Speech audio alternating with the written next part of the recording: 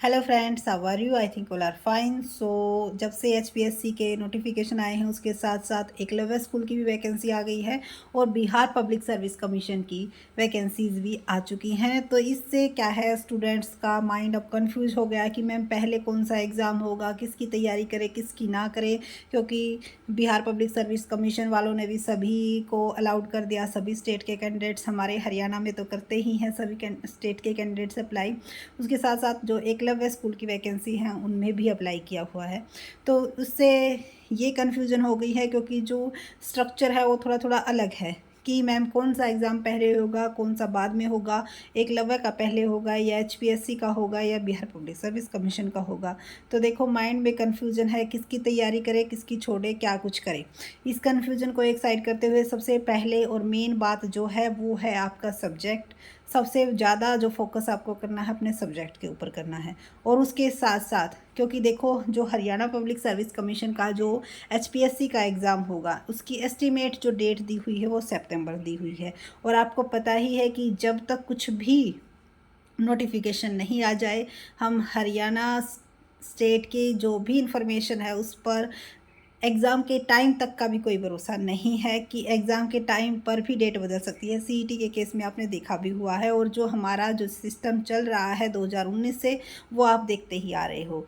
तो ये कहना कि मैम बार बार पढ़ाई पे कम और बच्चों का इस चीज़ पे ज़्यादा फोकस है कि मैम एग्ज़ाम होगा या नहीं होगा इस टाइम पे, या फिर आगे डेट जाएगी या कुछ, इस चीज़ के बारे में ज़्यादा। तो इस टेंशन को एक साइड में करके, क्योंकि देखो जो भी यहाँ पे हैं यूट्यूबर हैं या कोई भी बड़े बड़े, चाहे कितने भी बड़े यूट्यूबर हैं, लेकिन जब तक ऑफिशियल नोटिफिकेशन नहीं आ जाता वो एस्टीमेट ही लगाए जा सकते हैं। और एस्टीमेट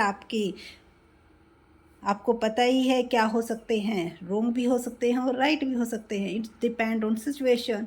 ठीक है, तो जो हम जिस चीज़ के बारे में हम एग्जैक्ट बता ही नहीं सकते उस चीज़ के बारे में आप बार बार क्वेश्चन पूछ रहे हो। और जैसा कि मैंने पहले बताया था कि पीजीटी कॉमर्स के जो कैंडिडेट्स हैं, अगर आप उस चीज़ की तैयारी कर रहे हो तो आप जो है हमारे ग्रुप को ज्वाइन कीजिए। अगर आपके कोई क्वेश्चन है तो आप अराइज कीजिए, वहाँ पर आपके क्वेश्चन निकल के नहीं आ रहे।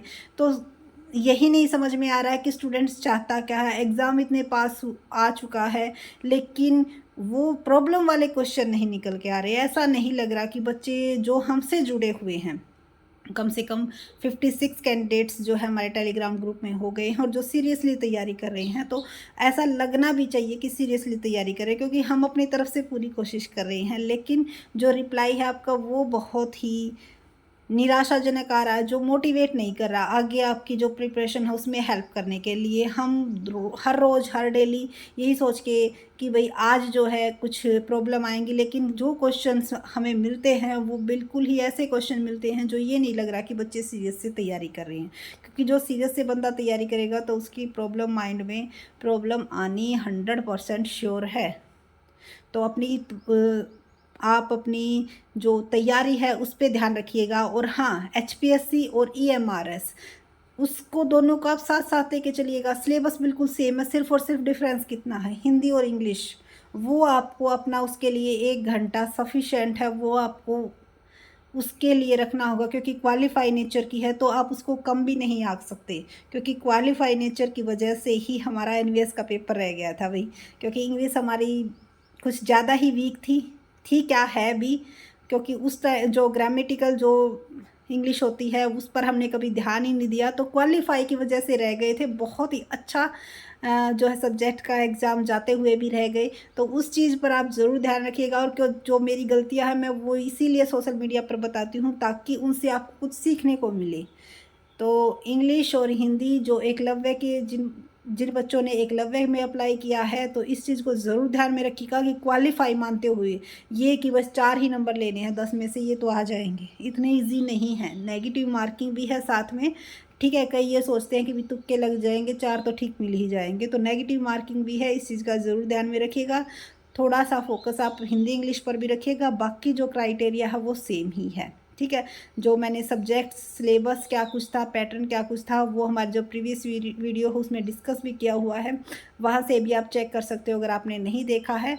लेकिन जो आपका एग्ज़ाम है वो आप यही मान के चलिएगा कि सितंबर में होगा, 100% होगा, क्योंकि जब तक आपका माइंड यही नहीं मानेगा कि एग्ज़ाम होगा तो आपकी तैयारी भी 100% आप नहीं कर पाओगे।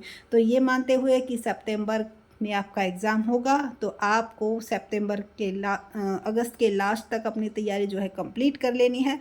उसके बाद जो पहले बाद में जो नोटिफिकेशन आएगा वो देखते रहेंगे, ठीक है। लेकिन जो मेन है वो है आपकी तैयारी, उसमें आपकी कोई कमी हम अपनी तरफ से नहीं आने देंगे और आपको भी अपनी तरफ से पूरी कोशिश करनी है। तो पीजीटी कॉमर्स के लिए जो भी कैंडिडेट्स हैं वो हमारे टेलीग्राम ग्रुप को ज्वाइन कर सकते हो। वहाँ पर आपको फ्री ऑफ कॉस्ट कोई भी किसी भी चीज़ का चार्जेस नहीं होगा। Free of cost practice questions paper जितना भी ज़्यादा हो सकेगा, जो भी पॉसिबल हो सकेगा, आपकी पूरी हेल्प करने की कोशिश की जाएगी। अगर आपकी माइंड में कोई भी क्वेरी है तो आप वहाँ से कंफर्म कर सकते हो। सो डेट कोई फिक्स नहीं है, पहले या बाद ये किसी को नहीं पता। सिर्फ यही बताने के लिए कि बहुत सारी वीडियो डली हुई है, कोई कहता सितंबर में होगा, कोई कहता अक्टूबर में होगा, तो किसी को भी नहीं पता इस चीज़ के बारे में कि कंफर्म डेट क्या है। और जब भी आएगी उसका नोटिफिकेशन आएगा तो सबसे पहले हमारे चैनल के थ्रू आप तक उसकी इन्फॉर्मेशन दे दी जाएगी। जो बड़े यूट्यूबर हैं चलो वो 2 मिनट पहले दे देंगे, हम 2 मिनट बाद में देंगे, लेकिन इन्फॉर्मेशन तो आप तक पहुंच ही जाएगी, ठीक है। इस चीज़ पर अगर आपको विश्वास है कि हाँ हम आपको पीछे नहीं रहने देंगे, तो आप अपनी तैयारी पर फोकस रखिएगा। जो बेफालतू की बात है उनको छोड़ दीजिए। आपका एग्ज़ाम जो है सितंबर में ही आप मान के चलिएगा। EMRS एकलव्य का भी आप यही मान लीजिएगा कि पास ही है, तभी आपकी जो तैयारी है वो अच्छी हो पाएगी। So thank you so much and please जो आलतू फालतू बातें हैं उनको छोड़कर फोकस ओनली अपनी पढ़ाई, क्योंकि ये टाइम दोबारा नहीं आएगा। इस टाइम के लिए, क्योंकि इसकी वैल्यू वही समझ सकता है जो 2019 क्या 2016 से ही कैंडिडेट्स, क्योंकि एक बार जिनको चांस मिला हो और वो अब तक वेट कर रहे हैं, तो ये देखो फिर आपको कितने टाइम तक वेट करना पड़ेगा। तो इस वेट को और ज़्यादा लंबा ना बनाए, अपनी तैयारी पर फोकस रखिएगा। और जो आप 1-2 घंटा जो इन चीज़ों में लगा रहे हैं कि नोटिफिकेशन कब आएगा, एक्चुअल डेट क्या है, स्ट्रेटजी क्या है, क्या कुछ है, सबसे पहले सिर्फ आपको 3 स्टेप करने हैं। फर्स्ट ऑफ ऑल क्या है, फर्स्ट ऑफ ऑल अपना सिलेबस जो आपने तैयारी की करनी है जिस सब्जेक्ट्स की, उसका सिलेबस आपको डाउनलोड करना है। डाउनलोड करके आप उसको अपने पेन कॉपी से लिख भी सकते हो या फिर उसके प्रिंट आउट निकलवा के अपने पास रख सकते हो। उसके बाद आपको देखना है कि आपके पास कौन कौन सा सिलेबस आपने कर रखा है, ठीक है, और कौन सा आपके पास नहीं है। अगर नहीं है, कॉमर्स से रिगार्डिंग है, तो आप हमसे हेल्प ले सकते हो। और अगर अदर सब्जेक्ट्स की हैं तो भाई आप NCERT की जो बुक्स हैं उनकी हेल्प लीजिएगा।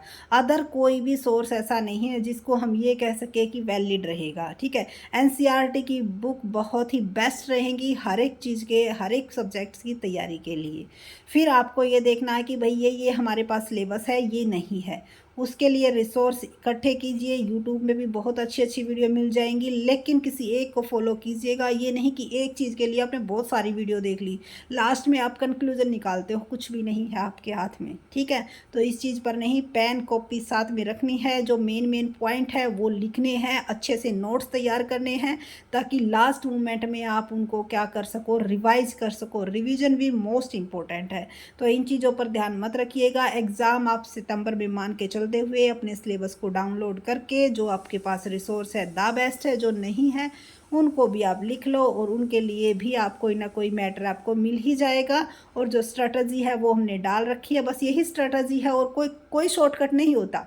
किसी भी चीज़ को पाने का कोई शॉर्टकट नहीं होता। शॉर्टकट होता तो हर एक जो सेंटर वाले हैं वो बांटते रह जाते, ठीक है।